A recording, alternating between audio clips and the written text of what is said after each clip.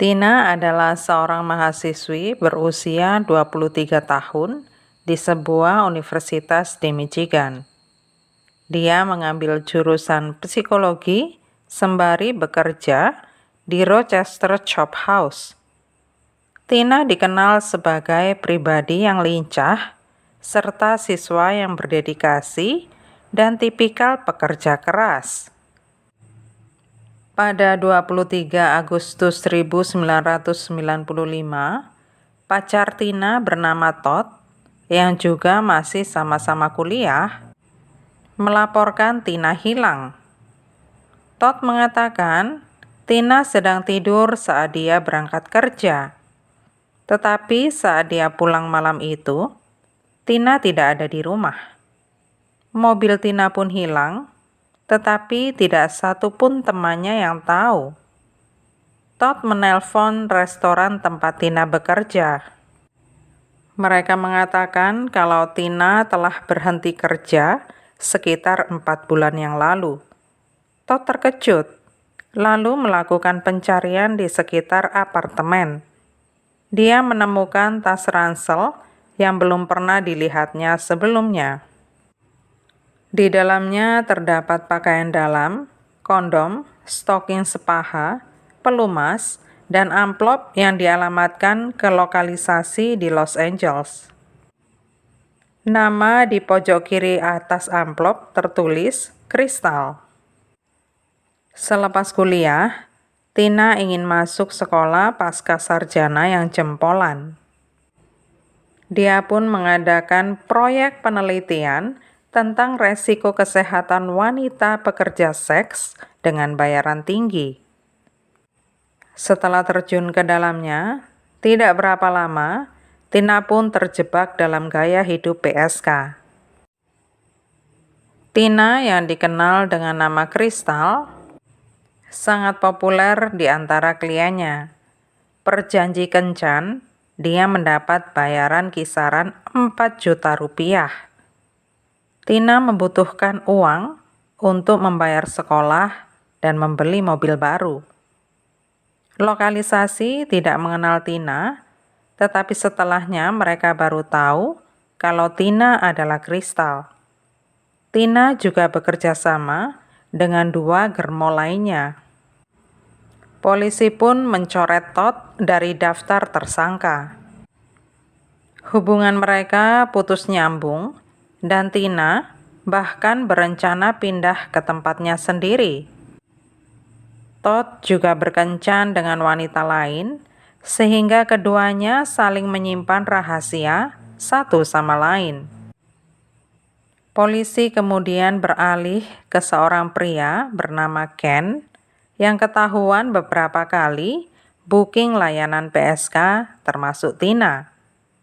Ken adalah seorang mantan narapidana berusia 42 tahun. Dia memiliki riwayat penipuan dan penggelapan. Ken dan Tina pertama kali bertemu di sebuah motel sekitar 12 hari sebelum dia menghilang. Di apartemen Tina, polisi menemukan surat cinta dari Ken. Ken mengaku dia dan Tina kerap bertemu di luar pelayanan PSK. Dia menyatakan hanya berteman dengan Tina. Ada seorang pekerja dealer mobil yang mengatakan pernah melihat Ken dan Tina sedang berduaan.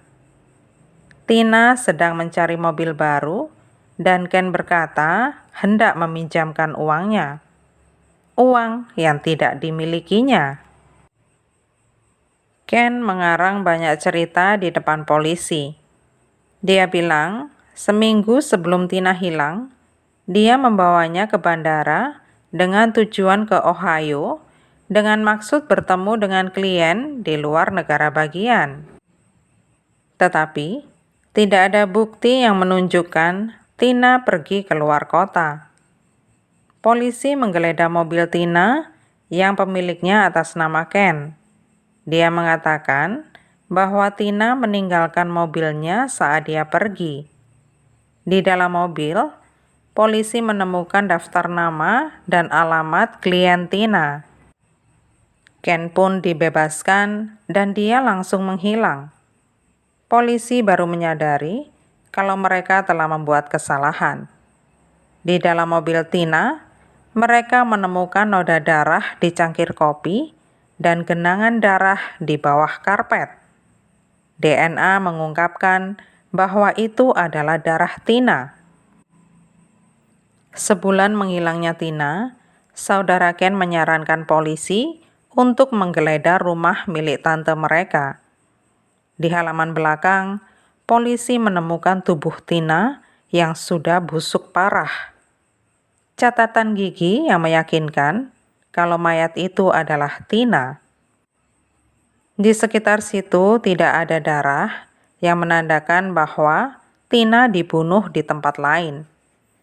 Pemeriksa medis yakin kalau Tina mati karena dicekik, namun karena pembusukan, mereka tidak 100% yakin. Ken akhirnya ditangkap di daerah Detroit. Dia mengiris pergelangan tangannya saat berada dalam tahanan. Dia pun membuat pengakuan, tetapi lagi-lagi dia berbohong. Menurutnya, dia dan Tina cekcok masalah uang. Dia bilang mereka saling berduel, Tina jatuh, dan kepalanya membentur sesuatu. Otopsi memang menunjukkan kalau Tina meninggal karena luka di kepala dan leher.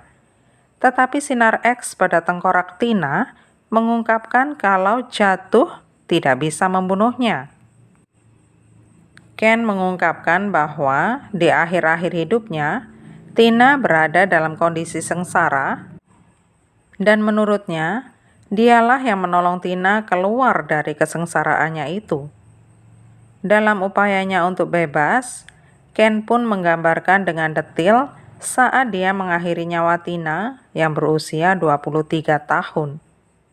Mereka berdua saat itu berada di sebuah kamar sewaan di daerah Southfield. Saya mencekiknya dengan tangan saya, kata Ken sembari mengilustrasikan tangan kirinya menutupi mulut Tina pada 23 Agustus 1995.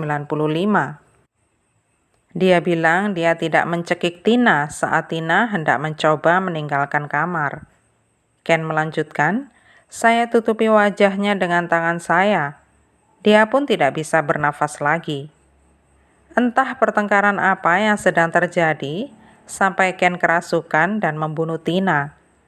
Ken pun menceritakan secara singkat saat pertemuan pertama keduanya, 4 bulan di pom bensin tempatnya bekerja, yang tidak jauh dari tempat Tina, dan biasanya dia datang untuk servis mobilnya.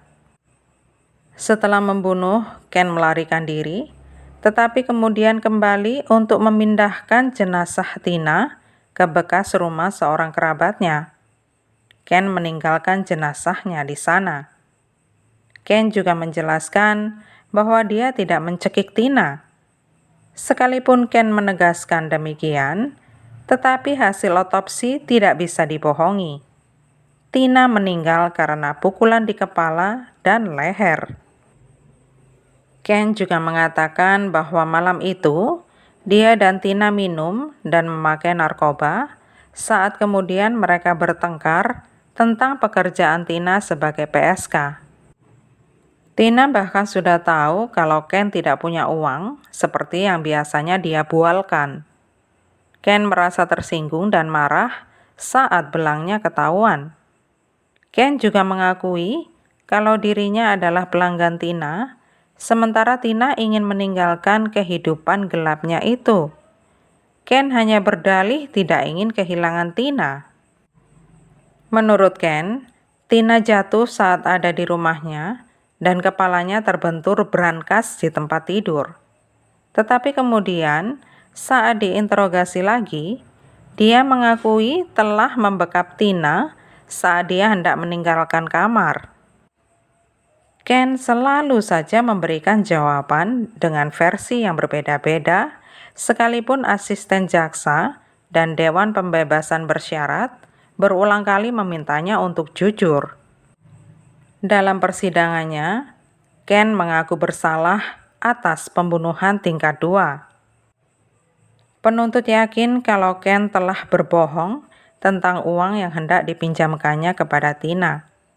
Semua percaya kalau Ken memukul kepala Tina saat keduanya bergumul.